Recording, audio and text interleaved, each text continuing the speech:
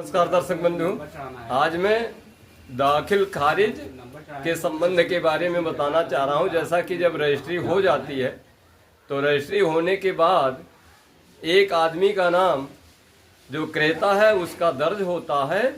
और जो विक्रेता है उसका नाम खारिज किया जाता है या बड़ा रकबा होता है तो सह खातेदार के रूप में क्रेता का नाम विक्रेता के साथ जुड़ जाता है। राजस्व अभिलेख में मैं उसी विषय पर आपको बताने जा रहा हूं कि दाखिल खारिज की जो प्रक्रिया होती है मात्र कितने दिनों की होती है। आ जाइए विषय पर। देखिए यहाँ लिखा गया है कि तहसीलदार न्यायालय दाखिल खारिज की प्रक्रिया करते समय उत्तर प्रदेश राजस्व संहिता नियमावली 2016 के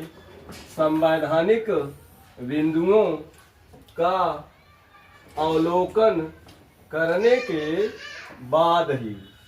कहने का तात्पर्य है कि उत्तर प्रदेश राजस्व संहिता के नियमावली 2016 के अंतर्गत ही तहसीलदार न्यायालय दाखिल खारिज की निम्नलिखित बिंदुओं पर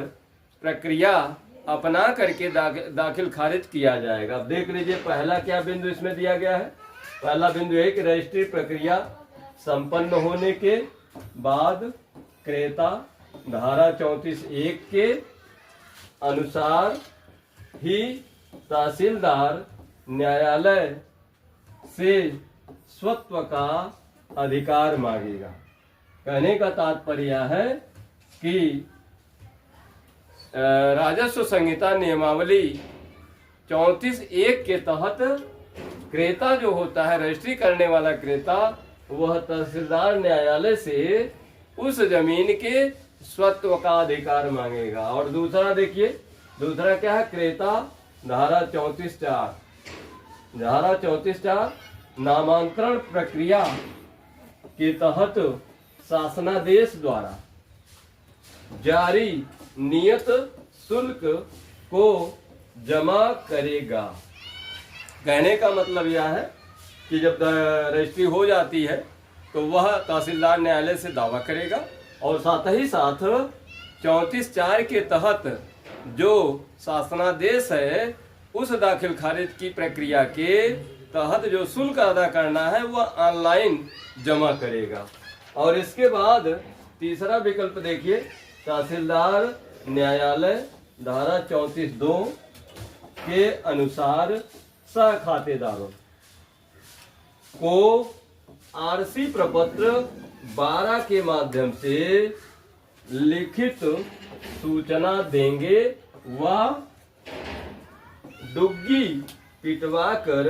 भूमि प्रबंधक समिति के नाम से नोटिस बोर्ड पर चस्पा करवाएंगे। अब कहने का मतलब यह है कि तहसीलदार जो हैं, जो तीसरा बिंदु है, धारा 34(2) के तहत उक्त नंबर में जितने सह खातेदार हैं उन सह खातेदारों को सूचित करते हुए, लिखित सूचना देते हुए और भूमि प्रबंधक समिति के नाम को उस नोटिस बोर्ड पर चस्पा किया जाएगा। अब इसके बाद आ जाइए चौथे बिंदु पर। चौथा बिंदु देखिए, तहसीलदार न्यायालय धारा 34(4) के अनुसार विक्रीत भूमि, जो बेची गई भूमि है, की जानकारी राजस्व कानूनगो से आख्या रिपोर्ट मांग करके लेंगे। चौथी जो प्रक्रिया है, तहसीलदार महोदय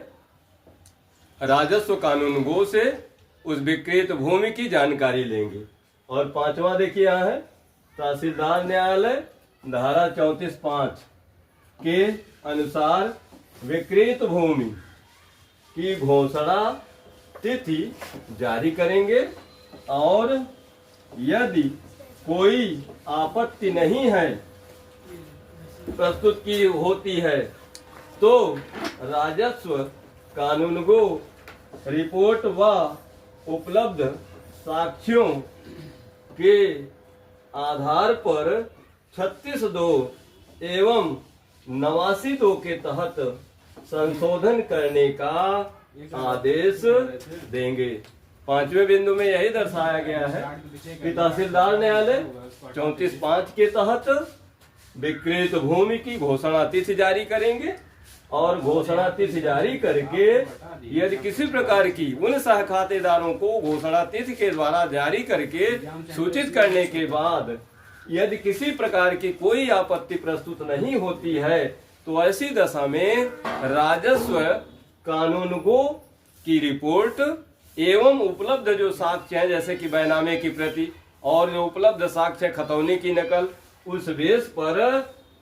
खतौनी में संशोधन करने का आदेश देंगे। और अब ये देखिए छठा बिंदु क्या है। छठे बिंदु में तहसीलदार न्यायालय धारा 34(7) के अनुसार विवादित नहीं है तो 45 दिन में, विवादित है तो 90 दिन की अवधि में निस्तारण करेंगे, अन्यथा लिखित कारण स्पष्ट करेंगे। अब 34(7) में छठवें बिंदु में यही दर्शाया गया है कि उत्तर प्रदेश राजस्व संहिता नियमावली 2016 की उपधारा 34(7) के तहत यदि विवादित वह नहीं है और किसी तरीके की कोई आपत्ति नहीं प्रस्तुत की जाती है तो उस दाखिल खारिज की प्रक्रिया को 45 दिन में पूरा करेंगे। और यदि किसी तरीके की आपत्ति प्रस्तुत की जाती है तो वह 90 दिन में उस दाखिल खारिज की प्रक्रिया को पूरा करेंगे। और यदि इससे ज्यादा समय लगता है तो जाहिर सी बात है उसका लिखित कारण देना पड़ेगा। और फिर दिया है कि उत्तर प्रदेश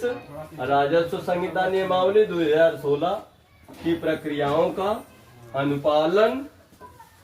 करने के बाद धारा 34(8) के आधार पर राजस्व अभिलेख में परिवर्तन करने का आदेश पारित कर देंगे। कहने का तात्पर्य यह है कि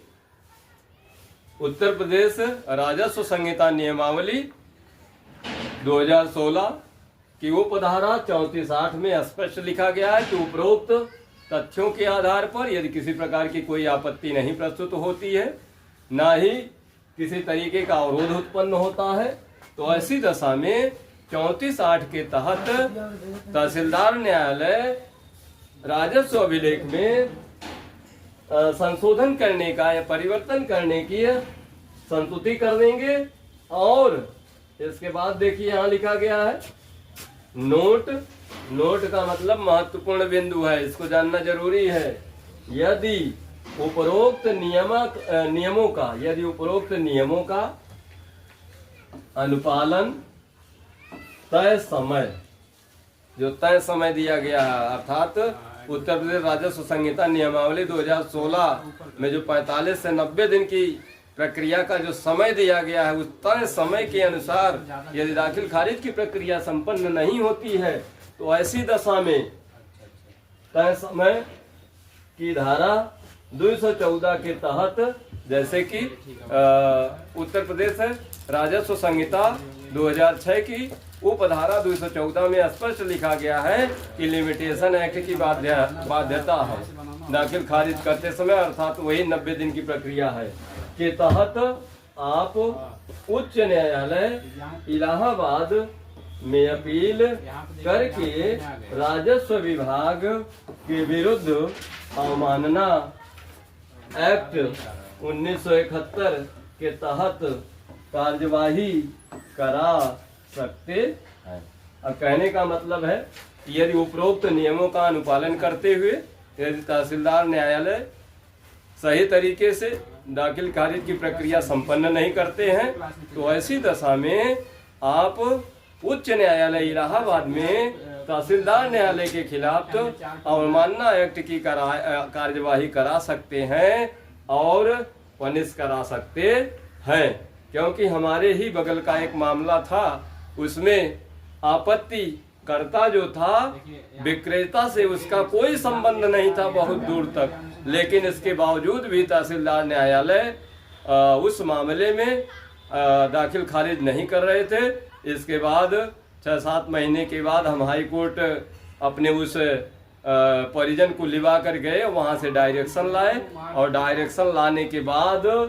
वह मामला दाखिल खारिज की प्रक्रिया को संपन्न कर दिया गया, अर्थात दाखिल खारिज हो गई। तो इस तरीके का ये प्राविधान है।